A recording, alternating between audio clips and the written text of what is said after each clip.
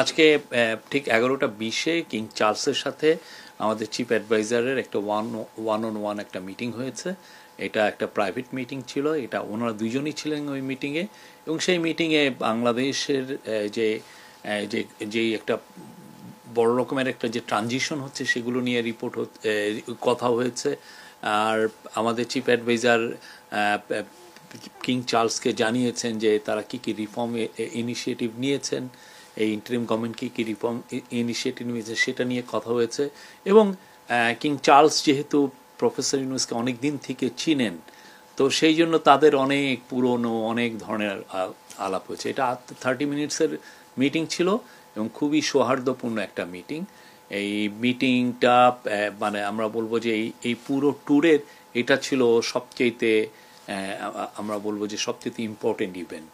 এবং আজকে এই মিটিংয়ে পরে উনি, এটা 11টা 50-এ মিটিংটা শেষ হয়ে যায়, উনি ফিরে এসছেন। উনি আবার বিকেলের দিকে আবার বাকিংহাম প্যালেসে যাবেন, তখন কিং চার্লস তাকে যে কিং চার্লস III হারমোনি অ্যাওয়ার্ডটা দিবেন। এই অ্যাওয়ার্ডটা একটা রেয়ার অনার ওনার জন্য।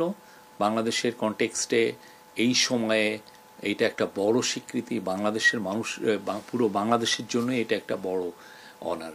তো উনি যে ওনাকে এই অ্যাওয়ার্ডটা দেওয়া হচ্ছে যে ওনার লাইফ লং যে উনি যেই কাজগুলো করেছেন, যেমন ধরেন মাইক্রো ক্রেডিট পায়োনিয়ারিং করা, এবং মাইক্রো ক্রেডিট যে পুরো বিশ্বে একটা বড় রকমের একটা টুল এই ইয়েকে অ্যাড্রেস করার জন্য, পোভার্টিকে কমব্যাট করার জন্য, সেটা একটা ওনার। তারপর উনি সোশ্যাল বিজনেস নিয়ে কাজ করেছেন, সোশ্যাল বিজনেস কীভাবে পুরো বিশ্বে দরিদ্রতা কমাতে পারে। পুরো বিশ্বে অনেক অনেক ইস্যু আছে যেগুলো সত্যিকার অর্থে একটা কোম্পানি বা যেগুলো প্রাইভেট এবং প্রফিট ওরিয়েন্টেড কোম্পানি অনেক কাজ করতে পারে না, সেখানে সোশ্যাল বিজনেস ওই কাজগুলো করতে পারে।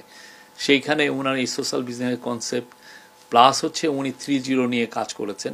তো কিং চার্লস এই ওনার যে পুরো যে লাইফ লং যে ডেডিকেশন মানুষের জন্য, মানুষের মঙ্গলার্থে যে কাজগুলো উনি করেছেন, তারই স্বীকৃতি হবে king Charles III harmony award.